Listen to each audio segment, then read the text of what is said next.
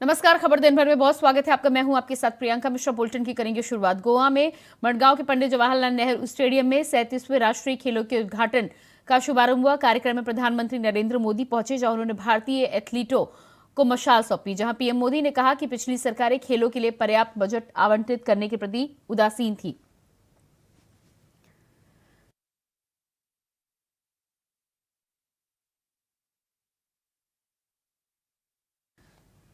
हमने खेल बजट को बढ़ाया है और इस साल केंद्रीय खेल बजट 9 साल पहले की तुलना में 3 गुना अधिक है। साथ ही उन्होंने ये भी कहा कि खेलो इंडिया से लेकर टॉप्स योजना तक सरकार ने एथलीट को प्रोत्साहित करने के लिए एक नया पारिस्थितिकी तंत्र विकसित किया है।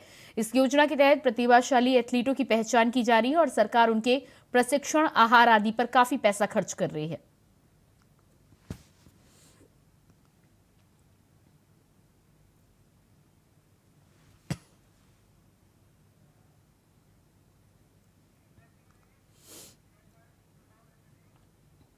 कांग्रेस ने राजस्थान विधानसभा चुनाव के लिए अपने 19 उम्मीदवारों की तीसरी लिस्ट जारी कर दी। इस लिस्ट में गहलोत सरकार बचाने वाले बसपा विधायकों को भी टिकट दिया गया है। साथ ही साथ इस सूची में बीजेपी के कांग्रेस से आई शोभा रानी कुशवाहा का भी नाम शामिल है। कांग्रेस ने शोभा रानी कुशवाहा को धौलपुर से चुनावी मैदान में उतारा है। इनमें तारानगर से नरेंद्र बुडरिया को टिकट दिया गया है, तो वहीं रतनगढ़ से पूसाराम गुदारा को और सीकर से राजेंद्र पारिक को रिपीट किया गया है।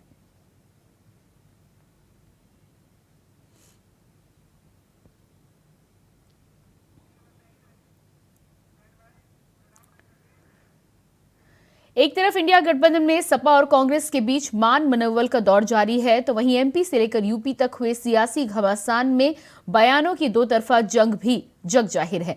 तो वहीं अब यूपी में कांग्रेस आजम खान के संग सहारे कौन सी राजनीतिक नैया पार लगाने की जुगत में लगी है, ये बड़ा सवाल है, क्योंकि दोनों ही पार्टियों के तीखे बयानों के बीच अजय राय की आजम खान से मुलाकात की बात कई बड़े नेताओं के बयानों से मेल खाती हुई नजर नहीं आ रही। वहीं आजम खान ने भी मुलाकात के लिए इनकार कर सपा का रुख साफ कर दिया है। एक तरफ सपा से अदावत और दूसरी तरफ आजम खान से मोहब्बत। जी, कांग्रेस की आजम खान से जेल में मुलाकात की हसरत भले ही धरी की धरी रह गई, मगर मुलाकात की ख्वाहिश जब सियासी सुर्खियां बनी तो सवाल उठने लगे कि आखिरकार कांग्रेस के प्रदेश अध्यक्ष अजय राय का आजम खान से मुलाकात करने के पीछे क्या सियासी संदेश छिपा था। क्या वो वाकई में गांधी परिवार के दूत बनकर आजम खान से जेल में मुलाकात करने के लिए बेकरार हो रहे थे। वैसे तो सीतापुर जेल में बंद आजम खान ने कांग्रेस के प्रदेश अध्यक्ष अजय राय से मिलने से मना कर दिया, ये कहते हुए कि वो किसी राजनीतिक दल के नेता से नहीं मिलना चाहते। दरअसल अजय राय ने बीते दिनों कहा था कि आजम खान का पूरा परिवार परेशान है, इसलिए वो उनसे मिलना चाहते हैं। इसे राजनीति से जोड़कर ना देखा जाए। दरअसल आजम खान का बेटा अब्दुल्ला आजम फर्जी जन्म प्रमाण पत्र के मामले में पूरा आजम परिवार जेल में बंद है। 2017 का विधानसभा चुनाव लड़ने के लिए अब्दुल्ला ने अपनी उम्र ज्यादा दिखाई थी। आरोप था कि आजम खान ने अपने प्रभाव का इस्तेमाल करते हुए अब्दुल्ला का फर्जी बर्थ सर्टिफिकेट बनवाया था। खैर, आजम खान जेल में बंद है, मगर अब अजय राय का ठीक उस वक्त मुलाकात करने की हसरतें रखना जब अखिलेश यादव और अजय राय के बीच सियासी तू मैं इंडिया गठबंधन की सांसें फुला चुकी है। मगर अब अजय राय का आजम खान से मुलाकात करने की खबर आना यकीनन बवाल तय है। हमने कल भी जिलाधिकारी महोदय के संदर्भ में पत्र दिया था, उनको मेल भी किया था। आज भी जिला अधीक्षक महोदय से पत्र देकर मुलाकात हुई है। उन्होंने मुलाकात कराने से इनकार किया है। जो भी उनकी प्रशासनिक मजबूरी है, सत्ता है, शासन है, लेकिन चूंकि आप जान रहे हो कि कोई भी पर्ची भेजे उसे कम से कम उस पर्ची को कैदी तक पहुंचना चाहिए। वो कैदी उसके ऊपर निर्भर है, उसको स्वीकार करेगा, मगर ऐसा प्रशासन ने नहीं किया। हमने कई बार उनसे कहा कि हमारे पत्र को आप संबंधित कैदी तक भेज दीजिए, यदि को रिमार्क लगा दे नहीं मिलना चाहते हैं, मगर इसमें भी उन्होंने असमर्थता व्यक्त की है। मैं समझता हूं कि इतना ज्यादा सत्ता का अहंकार, इतना सत्ता का घमंड, और ये सत्ता हमेशा नहीं रहेगी। घमंड और अहंकार जब सत्ता में आ जाए, दम्भ आ जाए, तो निश्चित ही ये बादल दम्भ के छटेंगे। कांग्रेस का एक प्रतिनिधिमंडल आज आया था, कुछ लोग थे, उनके जिला अध्यक्ष थे और भी कुछ लोग थे, तो उन्होंने कहा कि एक पत्र भी वो कांग्रेस पार्टी की तरफ से लेके आए थे, जो आजम खान के पुत्र हैं अब्दुल्ला आजम खान, उनसे मिलने के लिए। तो मैंने उनको बता दिया कि मैंने कभी देखिए किसी भी पॉलिटिकल एक्टिविटी की अनुमति कारागार के अंदर नहीं है। एज ए राजनीतिक व्यक्ति के रूप में कोई मुलाकात का नियम नहीं है। व्यक्तिगत रूप से मिलने का नियम है। और व्यक्तिगत रूप से जहाँ सवाल है, तो जो सूची कारागार प्रशासन को अब्दुल्ला आजम खान साहब ने उपलब्ध कराई है, उसके में आप लोगों का नाम नहीं है, तो आप लोगों की मुलाकात नियमानुसार संभव नहीं है। नहीं, उनके मिलने का कोई सवाल ही, जो नाम उन्होंने दिए हैं सूची में, उनमें उनका नाम नहीं है ना, तो उसमें बाकी लोगों से कोई मतलब ही नहीं है। भाई हम उन्हीं को तो एंटरटेन करेंगे जिनसे वो मिलने के लिए उन्होंने सहमति जताई है। बात आजम खान और अजय राय तक ही सीमित नहीं है। अब इस पोस्टर को भी देखिए। उत्तर प्रदेश में यूं तो विधानसभा का चुनाव अभी 4 साल दूर है, लेकिन कांग्रेस की राज्य इकाई के एक नेता ने पोस्टर में चौंकाने वाला दावा कर दिया। इस पोस्टर के जरिए कांग्रेस की यूपी इकाई के अध्यक्ष अजय राय को सीएम का फेस की तरह पेश किया गया है। पोस्टर में क्या लिखा है देखिए। पोस्टर में लिखा है कि 2024 में राहुल, 2027 में राय। देश प्रदेश बोल रहा है हाथ के साथ आए। इसके साथ साथ पोस्टर में कथित चुनावी वादे भी किए गए हैं, जिसमें जातिगत जनगणना, महिला आरक्षण, पुरानी पेंशन स्कीम, किसानों को एमएसपी, रोजगार और वृद्धा पेंशन सरीखे वादों का जिक्र किया गया है। मगर फोटो देखिए ध्यान से। अखिलेश यादव गुस्सा तो होंगे ही। जो कांग्रेस है वही भाजपा है, जो भाजपा है वही कांग्रेस है। अजय राय भारतीय जनता पार्टी से कांग्रेस में प्रतिनियुक्ति पे प्रदेश अध्यक्ष बने हैं और उनकी भाषा वही है जो भारतीय जनता पार्टी की भाषा है। माननीय आजम साहब की लड़ाई समाजवादी पार्टी पूरी मजबूती से लड़ रही है। आज अगर देश में और प्रदेश में भारतीय जनता पार्टी की सरकार है, तो इसके लिए अगर कोई जिम्मेदार है तो कांग्रेस की पहले की सरकारों की जन विरोधी नीतियां हैं, जिनकी वजह से आज भारतीय जनता पार्टी की सरकार है। भारतीय जनता पार्टी की सरकार में और कांग्रेस की सरकार में जो अल्पसंख्यकों पे अत्याचार हुए वो किसी से भी छुपे नहीं हैं। भाजपा और कांग्रेस के जो पाप हैं वो अजय राय के माननीय आजम साहब से मिलने जाने से धुलने वाले नहीं है। गाजा पट्टी से ज्यादा बड़ा वार तो आज इंडिया अलायंस में छिड़ा हुआ है। रोज पोस्टर पर पोस्टर दागे जा रहे हैं, एक दूसरे पर हमला किया जा रहा है। सपा कांग्रेस को बख्शने के मूड में नहीं है, कांग्रेस सपा को बख्शने के मूड में नहीं है। दोनों ही दलों के कार्यकर्ता एक दूसरे पर आरोप प्रत्यारोप की बौछार कर रहे हैं और कैसे कैसे शब्दों का इस्तेमाल कर रहे हैं। भारतीय जनता पार्टी तो पहले दिन से ये कह रही थी कि ये इंडिया अलायंस का पुल कल्पना है, ये जमीन पर उतर नहीं सकती। एक रैली इन्होंने मध्य प्रदेश में तय की थी, उसको रद्द कर दिया। अब जनता के बीच में जाने के लिए इनके पास कोई यही मुद्दा नहीं है, कोई नीति नहीं है, नेतृत्व के नाम पर घमासान है। ये इंडिया अलायंस खंड खंड टूटता हुआ दिख रहा है। 2 बातों की एक बात ये कि क्या अखिलेश अब अजय राय की आजम खान से मुलाकात की हसरत को अगर दिल पर ले बैठे तो फिर इंडिया गठबंधन और समाजवादी पार्टी कांग्रेस के रिश्तों की गांठ कमजोर होगी तय है। मगर सबसे बड़ा सवाल ये कि अजय राय कांग्रेस के किस आला कमान के आदेश पर आजम से मुलाकात करने की जिद पर थे। Bureau report, India voice, Lucknow.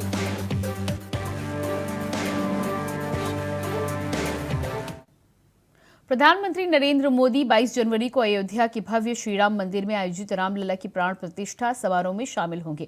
ये कार्यक्रम दोपहर 12:30 पर होगा। पीएम मोदी बुधवार को राम जन्मभूमि निर्माण समिति के सदस्यों से मिले। ये मुलाकात शाम 5:15 पर हुई। मुलाकात करने वालों में चंपत राय, नृपेंद्र मिश्र, गोविंद गिरी समेत 4 लोग शामिल रहे। इन्होंने पीएम मोदी से प्राण प्रतिष्ठा कार्यक्रम में शामिल होने का अनुरोध किया, जिसे पीएम मोदी ने स्वीकार किया है। वहीं पीएम मोदी को निमंत्रण पर लोगों ने क्या कुछ कहा, आपको सुनाते हैं। तो प्रधानमंत्री नरेंद्र मोदी से मुलाकात करने के लिए श्री राम जन्मभूमि ट्रस्ट के चंपत राय पहुंचे थे और प्रधानमंत्री नरेंद्र मोदी को 22 जनवरी की तारीख को होने वाली राम मंदिर में प्राण प्रतिष्ठा के लिए आमंत्रित किया है, जिसे प्रधानमंत्री ने सहर्ष स्वीकार भी किया है। प्रधानमंत्री नरेंद्र मोदी ने इसे स्वीकार करते हुए खुद को धन्य बताया है। आपको बता दें कि 4 लोगों के साथ चंपत राय प्रधानमंत्री नरेंद्र मोदी से मुलाकात करने के लिए पहुंचे थे और बाकायदा निमंत्रण देकर 22 जनवरी को होने वाले राम मंदिर की प्राण प्रतिष्ठा के मौके पर प्रधानमंत्री को आमंत्रित किया गया है।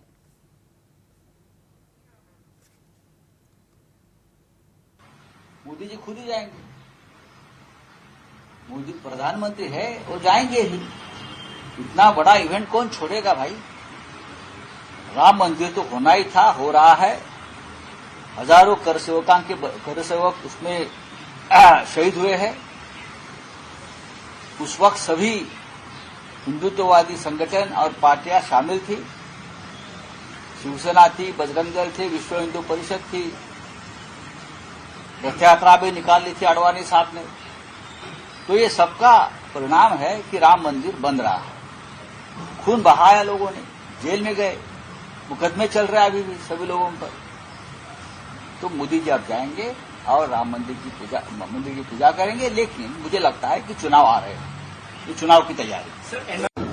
माननीय प्रधानमंत्री श्री नरेंद्र मोदी जी श्री राम जन्मभूमि तीर्थ क्षेत्र ट्रस्ट के आमंत्रण पर 22 जनवरी 2024 को रामलला हम आएंगे, मंदिर भव्य बनाएंगे, तारीख भी बता रहे हैं। यह सुन करके एक राम भक्त के रूप में, श्री राम जन्मभूमि आंदोलन के एक सिपाही के रूप में मेरे लिए भी बहुत गौरव का क्षण है। और कोटि कोटि राम भक्तों के लिए भी 22 जनवरी की तिथि गौरव की तिथि हो जाएगी, गर्व की तिथि हो जाएगी। और देश के माननीय प्रधानमंत्री जी ने जो अपनी सहमति दी है, जो आने का कार्यक्रम बनाए हैं, यह निश्चित तौर से हर व्यक्ति को, हर राम भक्तों को उत्साहित करने वाला है। आज यह कहते हुए मुझे गर्व है कि माननीय प्रधानमंत्री जी के नेतृत्व में देश में भारतीय जनता पार्टी की सरकार बनी, और सरकार बनने के बाद कौन कौन पहुंचता कौन नहीं पहुंचता उस पर मैं कोई टिप्पणी नहीं कर सकता हूं। लेकिन भगवान सिर्फ एक पार्टी तक सीमित रह गए हैं क्या? निमंत्रण देने हैं और उसमें अगर उत्साह और उल्लास सबका देखना है तो सभी को होना चाहिए, सभी को निमंत्रित करना चाहिए। अब उनको अपनी परिस्थितियों को देखते हुए क्या करना है वो निर्णय लेंगे। लेकिन आप इसको एक पार्टी का प्रोग्राम बना रहे हैं, क्या ये पार्टी का प्रोग्राम है और एक ही व्यक्ति विशेष का ही प्रोग्राम है? तो ये मेरी तो समझ में नहीं आता। भगवान तो सबके हैं ना। आपने कहा ईश्वर सबके हैं, तो निमंत्रण क्यों नहीं सबको? तो बाकी पार्टियों को भी निमंत्रण तो जाना चाहिए था। और अगर ये दिखाना है कि भगवान सबके हैं और इस बात को एक बार फिर से उजागर करना है, तो फिर ये बताना था कि हमने निमंत्रण सबको भेजा है। लेकिन मुझे ऐसी कोई सूचना नहीं है। बुलेटिन में फिलहाल वक्त एक छोटे से ब्रेक का, फौरन हाजिर होते हैं। ब्रेक के बाद बात करेंगे अगली खबर की। जयपुर में आज ईडी ने कई कांग्रेसियों के आवासों पर छापा मारा है, जिसके साथ ईडी ने अशोक गहलोत के बेटे वैभव गहलोत को समन भेजा है, जिसकी जानकारी सीएम गहलोत ने ट्वीट कर दी है। वहीं अशोक गहलोत के बेटे को ईडी की नोटिस मिलने के बाद उन्होंने प्रेस कॉन्फ्रेंस कर क्या कुछ कहा, सुनिए आप भी। देखिए, वैभव गहलोत का काम है, नहीं कोई कंपनी ने किया होगा, वो जवाब देगी उसका। वैभव गहलोत का तो खाली, जहां तक मेरे को नॉलेज है, एक खाली टैक्सी की जो है कंपनी है, उसमें रतन शर्मा पहले पार्टनर था, 25 लाख रुपए का, 25 लाख रुपए का ही हिस्सेदारी मेरे ख्याल वैभव गहलोत की थी, और वो अलग पार्टनर अलग हो गए। इतना ही मामला है। अब उस होटल के अंदर जो कंपनी है, उसमें शेयर कितने बेचे, किसको बेचे, कितने बेचे, वो कंपनी जवाब दे रही है। टारगेट तो मुझे कर रहे हैं, क्योंकि मोदी जी हो, अमित शाह जी हो, सरकार गिरा नहीं पाए राजस्थान के अंदर। उधर जितना भयंकर इनको है, 5 सरकारें हैं, महाराष्ट्र, मध्य प्रदेश, कर्नाटक, गोवा, मणिपुर, कहाँ क्या नहीं किया इन्होंने, हॉर्स राइडिंग करके सरकार बना ली वहां पर। यहाँ दाल गली नहीं उनकी, इसलिए जानपुर के राजस्थान आज उनका सबसे बड़ा टारगेट है राजस्थान के अंदर। हम उनको मुकाबला कर रहे हैं, कामयाब होकर दिखाएंगे, इनको कामयाब होकर दिखाएंगे। जनता हमारे साथ में है। ईडी का दुरुपयोग करो, सीबीआई का करो, कोई फर्क नहीं पड़ने वाला है। और आज इन्होंने जो किया है, प्रदेश कांग्रेस कमेटी अध्यक्ष के ऊपर हमला किया है, जनता इनको बख्शेगी नहीं। मैं कह रहा हूँ आपको, जहां जहां ईडी गई है, मैंने एग्जाम दिया कर्नाटका का, आपको 22 बार हमले हुए वहां पर। कोड ऑफ कंडक्ट लागू होने के पहले शुरू हो गए, कोड ऑफ कंडक्ट लागू होने के बाद में हमले हुए वहां पर। और वहां किसके ऊपर हुए, सुनिए, प्रदेश कांग्रेस अध्यक्ष दोतासा यहाँ पर है, प्रदेश कांग्रेस अध्यक्ष डीके शिव कुमार वहां पर है। डीके शिव कुमार पर हमले हुए और बीजेपी साफ हो गई, और यहाँ साफ हो जाएगी बीजेपी। लखनऊ के अलीगंज थाने में फैमिली कोर्ट के वरिष्ठ अधिवक्ता की बेटी से छेड़छाड़ का मामला सामने आया है, जहां नीट की तैयारी कर रही छात्रा से जबरन निकाह करने के लिए शोधे ने दबाव बनाया। इतना ही नहीं, जब छात्रा ने इसका विरोध किया तो छात्र ने उस पर तेजाब फेंकने की धमकी दी है। 12वीं कक्षा में पास होने के बाद सैयद सिजान स्कूल के बाहर छात्रा से छेड़छाड़ करता था। इस दरमियान पीड़िता इंटर पास होने के बाद नीट की परीक्षा की तैयारी करने लगी। उसके पास अनजान नंबर से कॉल आने शुरू हुए। छात्रा के द्वारा सैयद सिजान को फोन पर ब्लॉक करने के बाद भी कई नए नंबरों से फोन किया जाने लगा। इतना ही नहीं, कुछ दिन पहले सैयद सिजान पीड़िता कि हजरतगंज कोचिंग के पास पहुंचा और रास्ते में रोककर जबरन निकाह करने का दबाव बनाया। आरोपी सैयद सिजान की प्रताड़ना से इस कदर तंग आ गई युवती, जिसके बाद एक दिन घर पहुंचकर परिवार के लोगों के बीच समाज से बात न फैलने को लेकर छात्रा को शांत रहने के लिए परिवार वालों ने कहा और छात्रा को कोचिंग भेज दिया। शौहदे की हरकतों से तंग आकर छात्रा ने मां को आत्महत्या करने का मैसेज किया तो परिवार में हड़कंप मच गया।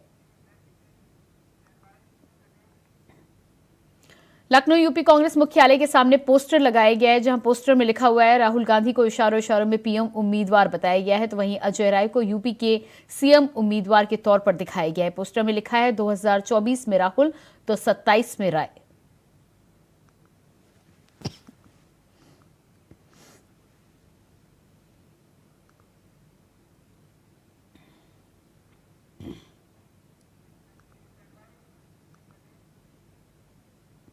गाजीपुर की एमपी एमएलए कोर्ट ने गैंगस्टर मामले में मुख्तार अंसारी को दोषी करार दिया है, जिसके साथ कोर्ट शुक्रवार को 27 अक्टूबर को सजा का ऐलान करेगा। बता दें कि गाजीपुर में करंडा थाने में दर्ज हुए गैंगस्टर एक्ट के मामले में बांदा जेल में मुख्तार अंसारी बंद है। वहीं गैंगस्टर एक्ट के केस में दोषी करार दिए जाने पर मुख्तार अंसारी के वकील लियाकत अली ने बताया कि कोर्ट ने मुख्तार अंसारी के साथ मीर हसन मामले में आरोपी सोनू यादव को दोषी करार दिया है।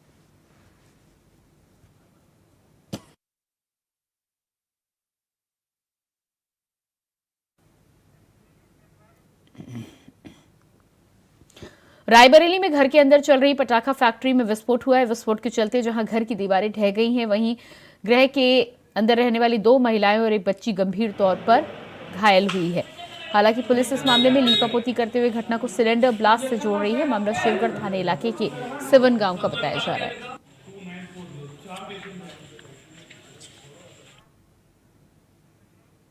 मिर्जापुर में जुगना क्षेत्र में एक बगीचे में जुए के दौरान गोली चल गई, जहां एक व्यक्ति ने दूसरे को 5 गोली मारी है। उस व्यक्ति की मौत हो गई है। जुए के फड़ पर युवक ने ताबड़तोड़ फायरिंग की, जहां पर मृत युवक के सिर में गोली लगी है। जुगना थाना क्षेत्र के जथनी गांव की घटना बताई जा रही है। जालौन में एक व्यक्ति ने नदी में छलांग लगा दी, जहां अपनी मां से पैसे मांगने को लेकर युवक का विवाद हुआ। वहीं युवक यमुना नदी में कूदने के लिए घर से निकला, जिसके बाद घर में कोहराम मच गया। खबर पर पहुंची पुलिस ने स्थानीय गोताखोरों की मदद से युवक की लाश को बाहर निकाला है, लेकिन अभी तक मामले की पुख्ता तौर पर जानकारी मिली नहीं है।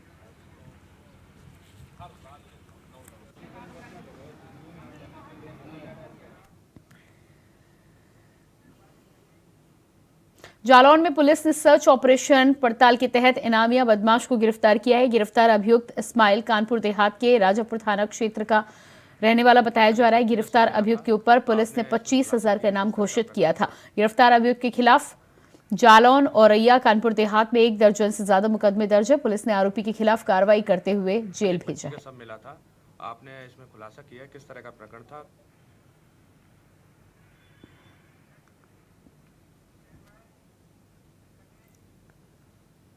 लखनऊ में रामलीला के मंच पर रासलीला का एक वीडियो सामने आया। दरअसल बख्शी का तालाब नगर पंचायत में रामलीला के मंच पर बार बालाओं को बुलाकर डांस करवाया गया। इस दौरान लोगों ने जमकर नोट भी उड़ाया।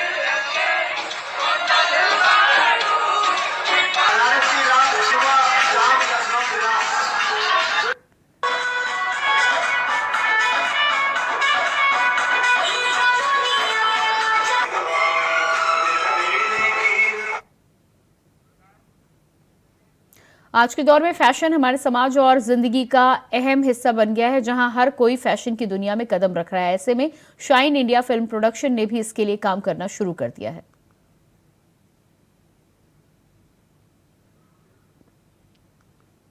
भी बता चुके हैं, सभी प्रोडक्शन हाउस इवेंट कराते हैं, फैशन शो भी कराते हैं, विनर्स भी बनाते हैं, लेकिन आगे उनका कोई फ्यूचर नहीं होता। वो वहीं तक ट्रॉफी और सैशे लेके वहीं तक सीमित रह जाते हैं, आगे उनको नहीं पूछा जाता। एक बंदा फैशन इंडस्ट्री में आता क्यों है? अपना फ्यूचर ब्राइट करने के लिए, बॉलीवुड को अपना ड्रीम मान के, लाइक कि आगे वो बॉलीवुड में दिखाई देगा, आपको वो टीवी पे देखने को मिलेगा, शोज़ में मिलेगा, मूवीज़ में मिलेगा। लेकिन उस ड्रीम को कोई सक्सेस नहीं कर रहा है। इवेंट्स कंपनियां होती हैं, इवेंट कराती हैं, विनर भी बनाती हैं, रनर अप भी बनाती हैं, लेकिन वहीं तक सीमित हो जाता है। वो नेक्स्ट सीजन उनका लॉन्च हो जाता है, लेकिन वो जो पहले सीजन के विनर हैं उनकी कहीं पूछ नहीं है। हमारे यहाँ यूनिक यही है कि जो अब विनर, रनर अप और बेस्ट पर्सनालिटी भी बने हैं वो नेक्स्ट ऑडिशन में भी हमारे साथ। तो दिल्ली में ये कार्यक्रम हुआ है जहां पर साक्षी शर्मा और शंकर शर्मा ने इस कार्यक्रम को ऑर्गेनाइज किया था। शाइन इंडिया फिल्म प्रोडक्शन ने इस कार्यक्रम का आयोजन किया था, जहां पर ऑर्गेनाइजर साक्षी शर्मा और शंकर शर्मा ने कार्यक्रम की तारीफ की, साथ ही साथ बधाई और शुभकामनाएं भी दी हैं। वहीं मिस्टर वर्ल्ड रोहित खंडेलवाल ने कहा है कि ये शो दिल्ली एनसीआर में आयोजित होने वाले सबसे बड़े शो में से एक है। आपको बता दें कि shine India mister and missus season 1 में Suman Rajak miss shine India रही, तो वहीं वैशाली यादव को मिस्टर शाइन इंडिया बनाया गया है।